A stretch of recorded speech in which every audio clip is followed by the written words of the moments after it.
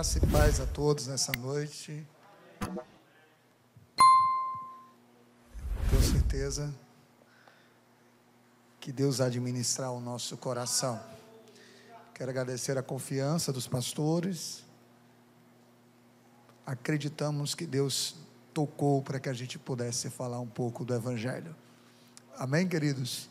Mas antes de utilizar o texto, que vai ser Evangelho de Lucas, capítulo 2, eu quero fazer uma citação, que eu estou fazendo isso aonde eu tenho passado. Queridos, nós estamos vivendo um bombardeio de informações nas redes sociais. As redes sociais, ela têm encurtado, um encontro com algumas informações. Vocês vão entender logo quando eu falo agora. Tem se dito por aí que a Bíblia precisa ser atualizada. O mesmo que se utilizou dessa expressão, utiliza o livro de Deuteronômio, usando uma doutrina de uma perspectiva civil para o povo judeu. Você sabe que o Pentateuco é um manual de doutrina judaica, é a lei de Moisés. Então ele pega um texto do Pentateuco para corroborar, para confirmar a perspectiva de que a Bíblia está desatualizada e precisa ser revista quando vai se tratar de algumas doutrinas. Inclusive eles citam um texto que fala que a mulher, quando era estrupada, pagava um dote ao pai e estava tudo certo. E aí ele usa isso para dizer como está desatualizado. Esse cidadão, ele está muito mal informado, porque a igreja de Cristo, conhecida como cristianismo, não usa o Pentateuco como sua base de fé, usa os Evangelhos e o Novo Testamento. E o Novo Testamento deixa muito claro, principalmente da carta aos Romanos, que é suficiente, que fala sobre comportamentos morais. E a carta aos Romanos não precisa ser atualizada. Ele precisa também ler a carta aos Coríntios, que também não precisa ser atualizada. E eu quero me apropriar de uma frase que diz muito claro que a Bíblia é mais atual do que o jornal que vai sair amanhã. Esse livro é sagrado. E eu quero só lembrar que quem falou isso, daqui a 50 anos, se Jesus não tiver voltado, ele não estará mais entre nós, possivelmente, 100 anos no máximo. Mas a palavra de Deus continuará permanecendo entre nós até a volta de Jesus Cristo. A Bíblia não precisa de atualização. Até a expressão quando se diz que as escrituras se renovam a cada manhã também é um equívoco.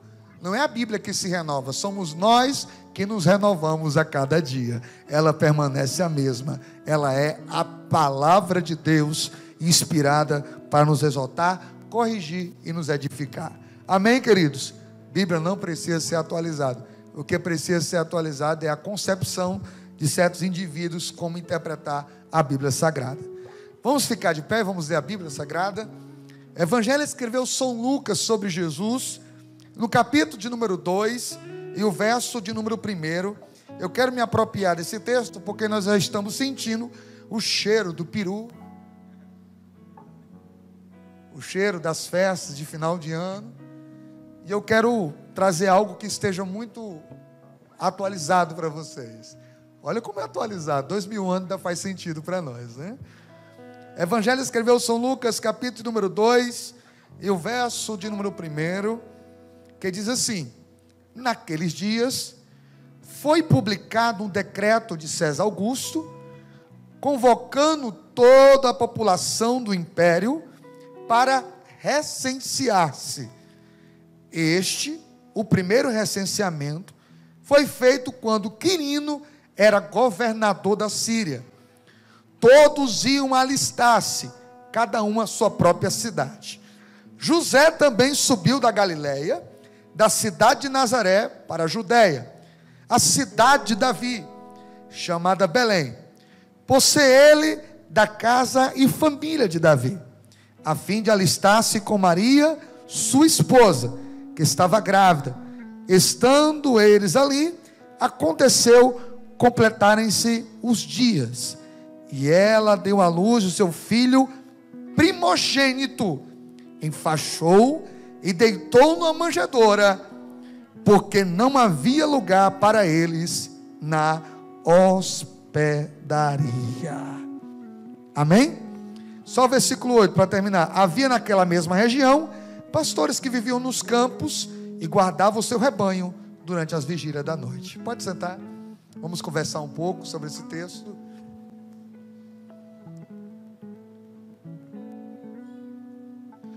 Uma das coisas que me marcou na AGO e que eu acho de fundamental para um pastor é a sua vida devocional. Foi muito falado sobre isso.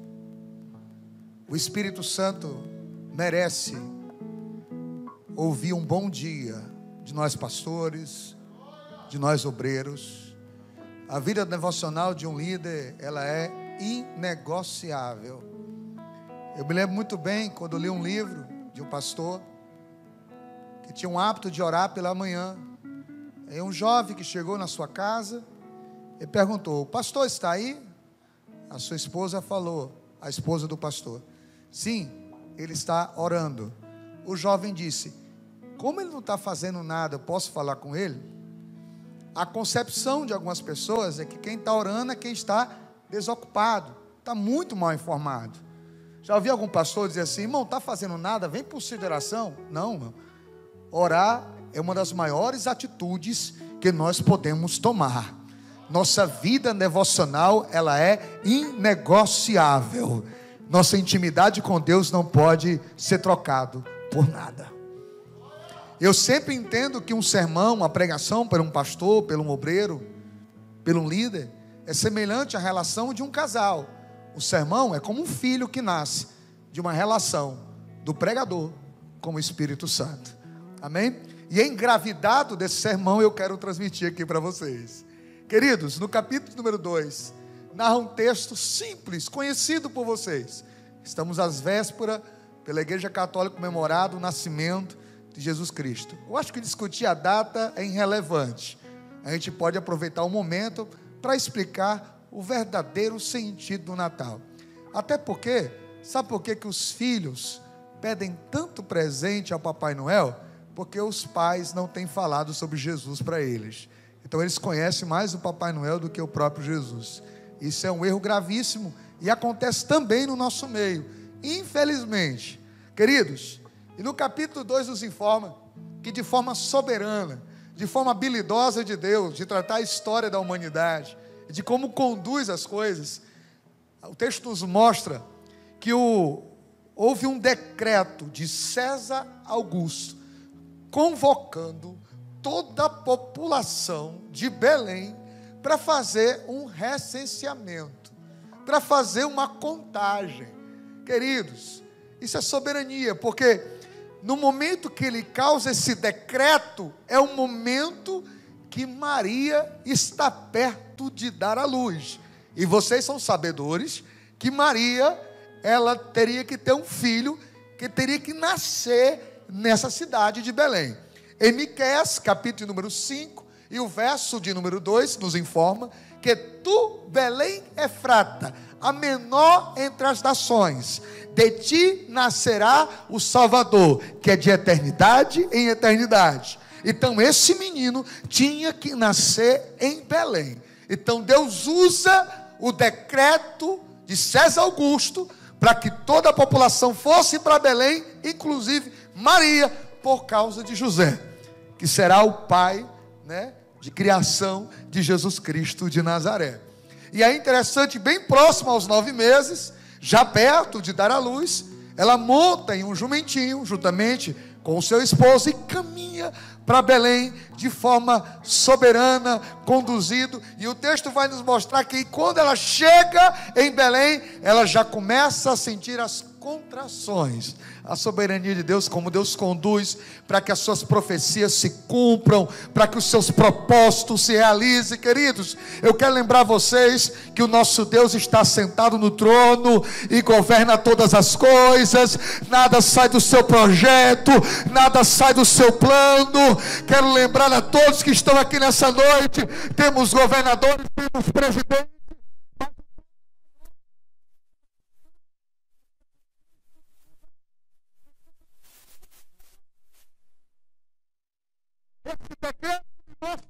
A promessa tem que se cumprir da forma como Deus ordenou pelo profeta Miqueias. E só para aguçar a mente dos incrédulos, que sabe possam ouvir essa mensagem, 700 anos antes, essa profecia foi decretada. 700 anos antes, 8 séculos, e a promessa não caduca. Mas eu não quero falar sobre isso não, é só para deixar vocês contextualizados com o texto. Vai aquela caravana de gente para lá, para Belém. Imagina, a cidade está super lotada. Vamos imaginar que aqui fosse quase igual a um Réveillon. A cidade estava lotada, era festivo. A cidade estava super lotada. Como é que o senhor prova, pastor? A prova é que não havia local para o menino ser instalado, né? Não havia quarto para Maria e para José. A cidade estava super lotada. E vocês sabem que em época festiva a gente é atraído, né? Um movimento, pessoas vão para o centro da cidade para comprar roupa. Eu não gosto de comprar roupa em final de ano. Meu período de comprar roupa é janeiro. Esse meu sapato aqui eu acho que já tem uns 8 a 10 anos já. Está tranquilo. É muito caro essa época para comprar roupa. Então, pessoas, né, desprovidas de dinheiro, que nem eu, não é uma data bem apropriada. Mas a cidade fica super lotada. O comércio está agitado. As pessoas estão alvoroçadas. Cidades que vão ter Réveillon, que vão ter festas comemorativas, já não tem mais vaga nos hotéis. A cidade está em movimento. E é interessante que é exatamente o que estava acontecendo aqui. Não havia espaço em canto nenhum. A cidade estava superlotada. E naquele momento, um menino começou a avisar que chegou a hora de nascer. E vocês sabem que o texto deixa claro que não havendo espaço no hotel, na hospedaria, o menino teve que nascer aonde, irmãos? Numa manjedoura. Ele não perdeu a empolgação para nascer. Pastor, o que esse texto tem a ver conosco? O que a gente pode aprender com esse texto? Que lição nós podemos tirar para nós? Eu quero dar logo um tiro de escopeta logo de cara. A cidade estava tão alvoroçada. As festas estavam chamando tanta atenção. O recenseamento, o que estava movimentando a cidade, que não havia espaço para Jesus nascer. Onde é que eu quero chegar? Irmãos, infelizmente, na data mais importante do cristianismo, não tem espaço para Jesus nascer. Nós encontramos peru na casa de crente, nós encontramos árvore de Natal na casa de crente, roupa nova, eterno novo, permitam ser franco, mas não encontra mais Jesus. Mandou piar. Não encontra mais Jesus nos lares, não encontra mais Jesus no culto doméstico, mas nessa noite o Espírito evoca a uma igreja que está aqui nessa noite, que haja espaço para Jesus de Nazaré voltar a nascer dentro de nós. Alguém está vivo aqui, glorifica o Senhor nessa noite. Meu Deus.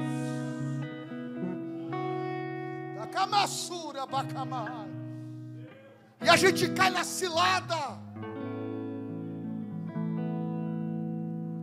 Ficamos atarefados e esquecemos o menino.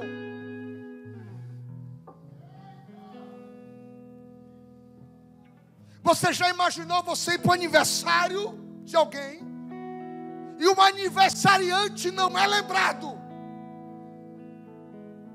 Por favor, não entende como uma expressão pagã. Eu estou querendo contextualizar para vocês o texto. O menino teve que nascer numa manjedoura, porque não havia vaga.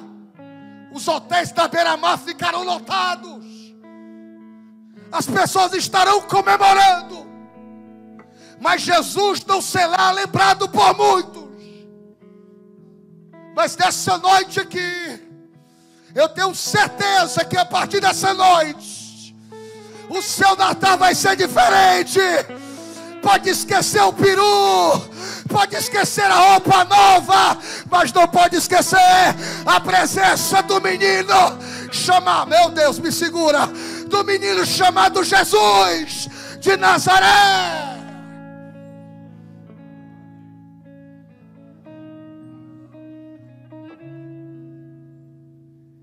Aliás, as festas tiram foco.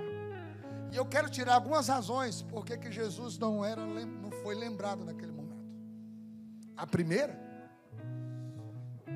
por causa da insensibilidade do povo. O povo insensível. A mulher estava grávida, irmãos. O que custava liberar um quarto para hospedar aquela 9 meses? Não. Mas está tudo bem conosco aqui. Eu vou procurar outro quarto, não estou cansado. As pessoas estão insensíveis ao Evangelho, insensíveis ao reino dos céus. Estão preocupados com tanta coisa, mas não estão mais sentindo a necessidade de perceber que falta Jesus nos nossos encontros, nas nossas refeições em família, queridos. Oxalá que o Espírito não permita cairmos nessa insensibilidade, que a nossa mente volte àquela paixão de novo convertido, daquela paixão pela presença. Sensibilidade ao Espírito. Irmãos, estava insensível, indiferente.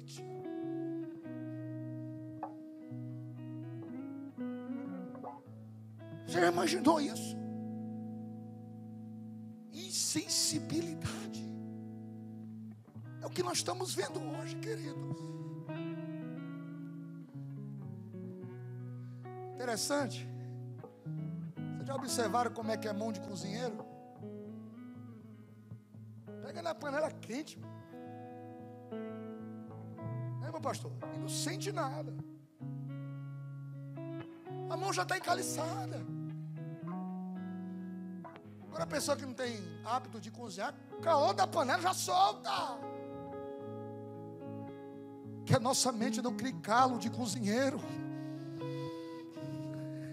Alabachura, bandura, bicamai.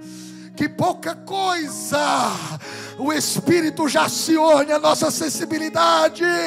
Oh meu Deus, essa noite que a gente possa voltar a ser uma igreja sensível ao Espírito de Deus. Ou será que é preciso Jesus bater na porta? Ou será que é preciso Jesus ficar batendo na porta?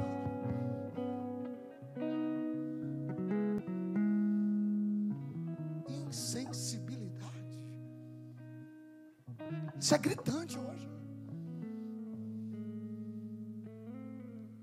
A gente percebe.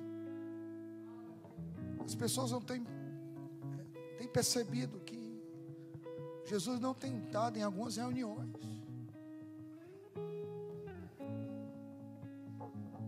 Para alguns aqui, quem sabe, você até é repetitivo, que às vezes estão sempre nos ouvindo. Mas uma coisa me chama a atenção em Isaac, falando sobre a questão de sensibilidade, para vocês não perderem a linha de raciocínio. O pai preparou o altar, preparou o cutelo, o fogo. Isaac, com aproximadamente 30 a 37 anos, olha para o pai e diz assim: papai, eu estou vendo o fogo, eu estou vendo o cutelo, eu estou vendo o altar, mas cadê o cordeiro, pai? Eu estou sentindo falta do cordeiro. Sensibilidade, irmãos, nos nossos púlpitos. Sensibilidade no nosso ministério. Sabe aquele jargão antigo que os nossos pais da fé usavam? E dizer que o culto direcionado pelo Espírito de verdade, em que o Espírito de verdade ordena o que deve acontecer. como foi em Atos capítulo 13, versículo 2: jejuando e orando, disse o Espírito: separai-me a Barnabé e a Paulo. É o Espírito que manda, é o Espírito que ordena, é o Espírito que faz. Ei, eu quero lembrar vocês, nós somos uma igreja pentecostal que anda pela voz do Espírito.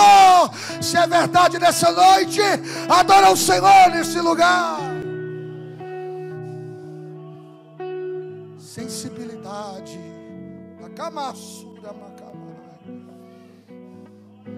Aleluia. Faltava sensibilidade. Segunda coisa, teve toda essa dificuldade. A primeira foi a insensibilidade, ou falta de sensibilidade. A segunda, desatenção do acontecimento da época. Oh, irmãos, ninguém atentou ou fez uma leitura do que estava acontecendo. Ninguém leu. É muito importante para um pastor, para um irmão, para um crente, fazer a leitura do que está acontecendo. O que está acontecendo ao nosso redor? Tem pessoas que pensam: não, está tudo normal. Está não, irmão, tem algo diferente. Deus está querendo falar conosco e não está sendo percebido. O povo estava tão intertido com o recenseamento, com a festa que teria na cidade, que não estava percebendo que o Salvador estava ali. Oh, irmãos, a pandemia está falando, a crise está falando, o caos está falando. Igreja, Jesus já está gritando em falar conosco.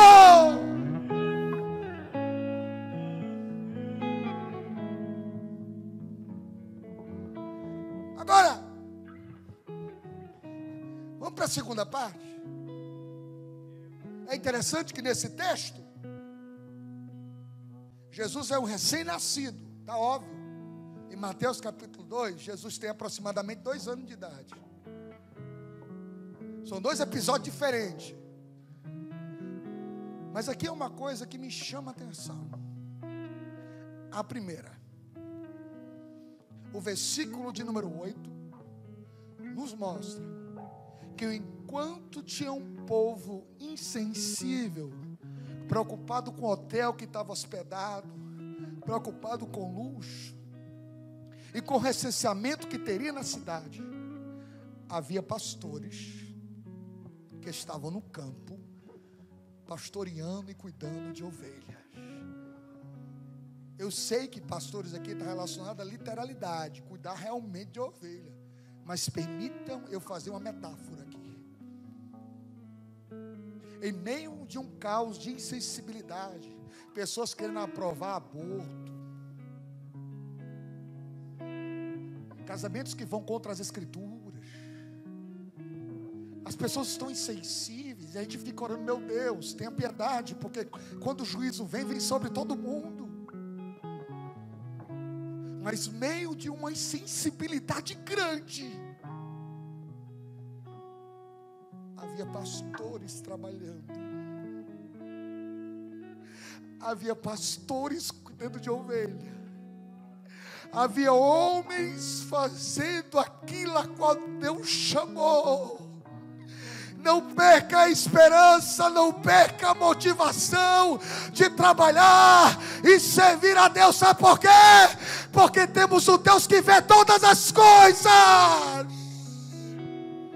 Nós temos que voltar a acreditar na importância do Deus que vê o que você faz escondido.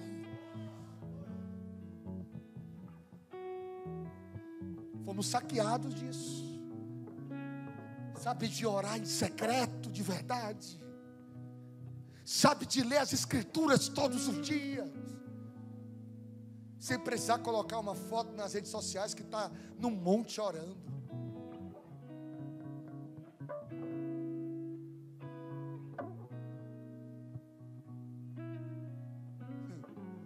Ai, Jesus, me ajuda.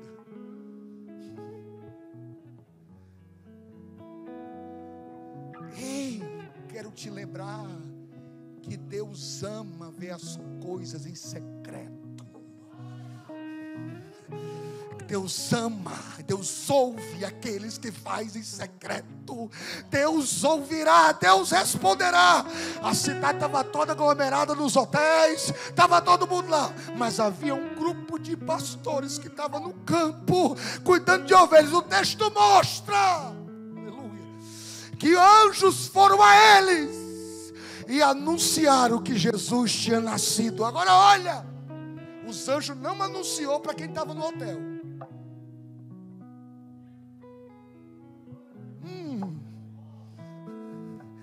O anjo anunciou para quem? Para quem estava no campo, para quem estava no reino, para quem estava trabalhando. Ainda há pessoas que Deus anuncia: Jesus nasceu, Jesus nasceu. Meu Deus, adora o Senhor nessa noite. Ainda há pessoas que Deus fala com elas.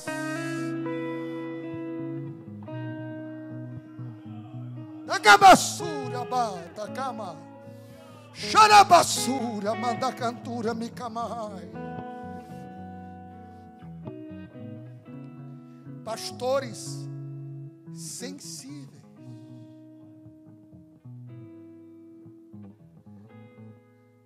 Sabe que tem pessoas que são crentes, mas não sabem que Jesus nasceu? Porque Jesus nasceu, irmão, não é uma teoria, é uma experiência. O que tem de acadêmico falando de Jesus sem Jesus. É por isso que diz que Jesus é um personagem histórico, é por isso que diz que a Bíblia precisa ser atualizada, porque não tem mais intimidade com Jesus de Nazaré. Aleluia! Mas ainda há pastores que Deus fala, ainda há pastores que Deus chama, ainda há igreja que Deus se revela. Ah, Jesus, me segurei. Você lembra quando Jesus foi apresentado? Tinha sacerdote, tinha sumo sacerdote, mas achava que era mais um menino que estava sendo apresentado. Era uma velhinha de 84 anos, jejuando todo dia. Ei, sacerdote, que foi, Ana? Esse menino que tu está segurando é o Salvador da humanidade. Acorda, sacerdote. Acorda, teólogo. Acorda. Esse menino é o Salvador da humanidade. Adore, adore, adore o menino de Nazaré.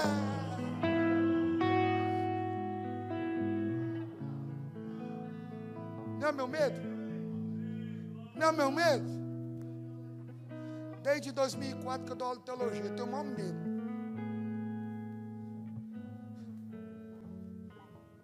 Porque tem gente que sabe o endereço, sabe a profecia,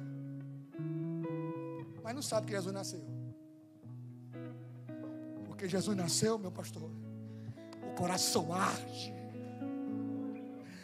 Não é só o cérebro, é o coração. E com permissão, queridos, eu posso falar nessa área. Eu sou um acadêmico, mas nós precisamos mais de professores acadêmicos cheios do Espírito, cheios do Espírito. Meu Deus, cheio do Espírito.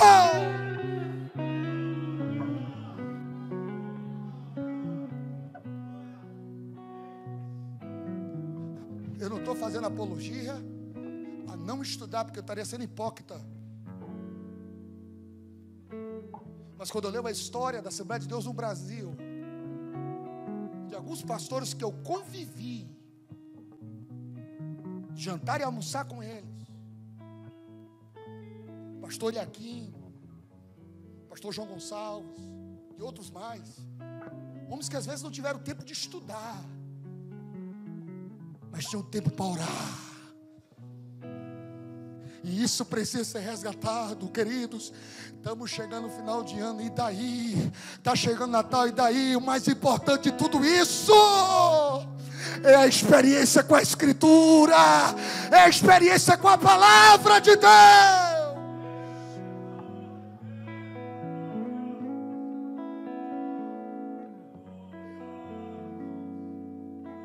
Vê o pastor Osíris falando que desde 7 anos frequenta a escola bíblica.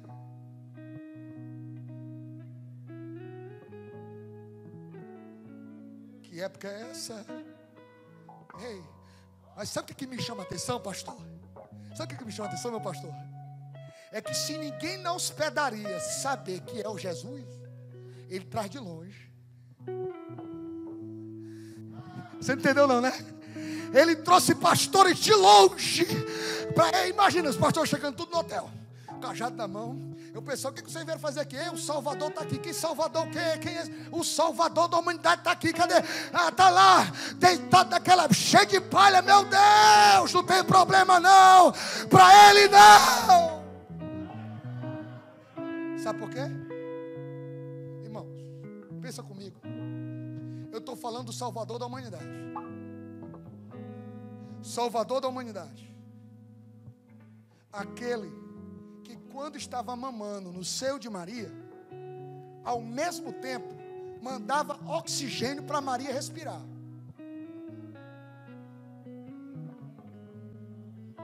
Enquanto mamava no seio de Maria, ele sustentava as estrelas com o poder da sua mão. É desse homem que eu estou falando.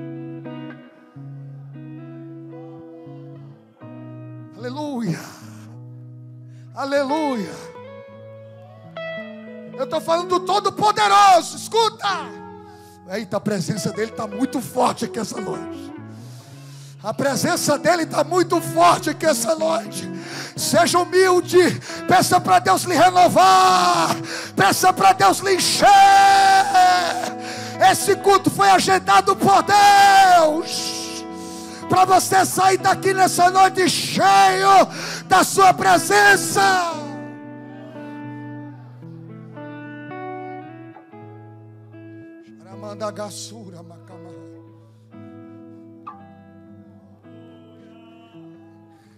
Irmãos, ele não tinha poder para nascer no palácio, não. Tinha ou não tinha? Tinha. E você acha que ele está preocupado com manjedoura? Ele nasceu numa manjedoura para tirar você e eu da lama, para nos levar para o trono. Ele deixou o trono para nascer na manjedoura, para tirar você da manjedoura e te levar para o trono. Eu vou dizer de novo, ele saiu do trono, nasceu na manjedoura, para tirar nós da lama e da manjedoura e para levar para o trono.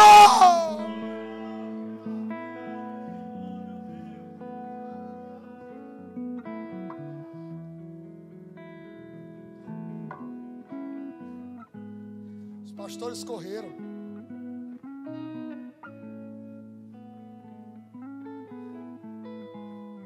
Correram para a hospedaria. Imagina o tumulto.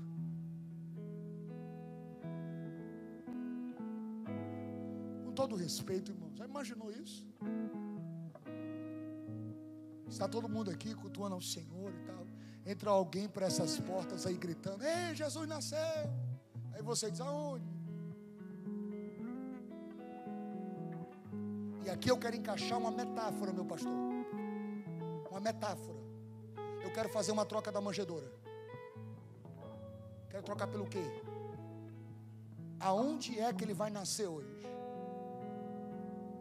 Aonde?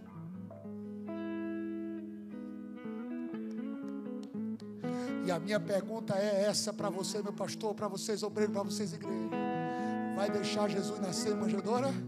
Ou vai abrir a porta desse hotel aqui do coração e dizer: entra, Jesus, vem fazer morada, vem entrar aqui, vem habitar. Se depender de mim, Jesus, tu não leva chuva, não leva sol.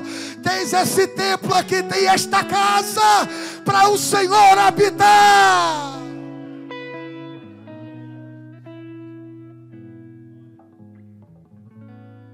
Tem aqui para fazer morada. Tem aqui para o Senhor habitar.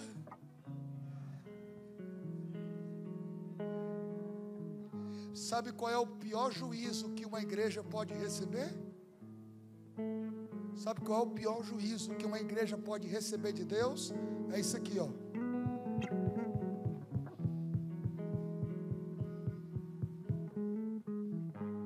Quem entendeu? O pior juízo que uma igreja pode receber é isso aqui, ó. Se ele está batendo na porta é porque ele está fora. E o mais importante desse culto aqui não são os instrumentos, não é o pregador, não é músico, não é o templo. O mais importante desse local aqui é Jesus de Nazaré que está aqui. É Jesus de Nazaré que está aqui. Ele é o centro deste culto. Ele é o centro deste lugar. Ainda há pessoas aqui que são apaixonadas por Jesus. Ainda há pessoas aqui que amam o Senhor.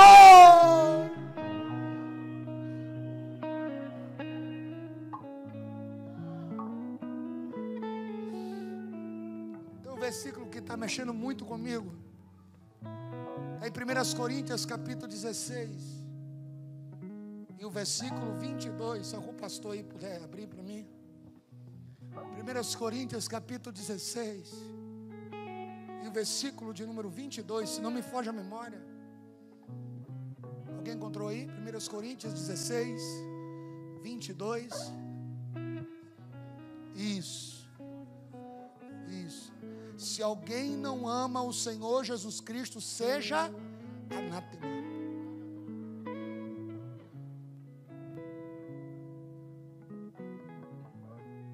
Um rapaz colocou nas redes sociais esses dias: eu gosto de Jesus. Eu falei assim: não, você não entendeu não.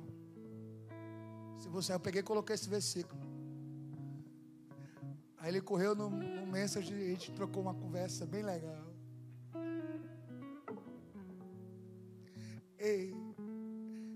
E sabe o que mais me assustou aí nessa palavra? Se não ama o Senhor, é que a palavra amor aí. Olha só, a palavra amor aqui nesse texto que Paulo está usando. Olha só, existe HP e filéu. HP é um amor que a gente sente por outro irmão, um amor de irmandade. Só que a palavra amor aqui não é HP, é filéu.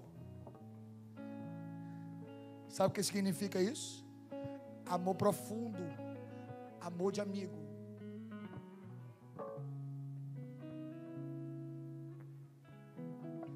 Se você não ama Jesus, você é um maldito. Eu não ouvi um aleluia agora. Se você não ama o Senhor, você está condenado. Qual foi a primeira coisa que Jesus perguntou para Pedro? Tu me enganou, tu mentiu, foi? O que foi que Jesus perguntou para Pedro? Tu me amas. O primeiro critério para ser um pastor, meu Deus, o primeiro critério para servir a Deus é amar a Deus, é amar a Jesus. Estamos precisando de uma igreja que volte a amar Jesus de Nazaré.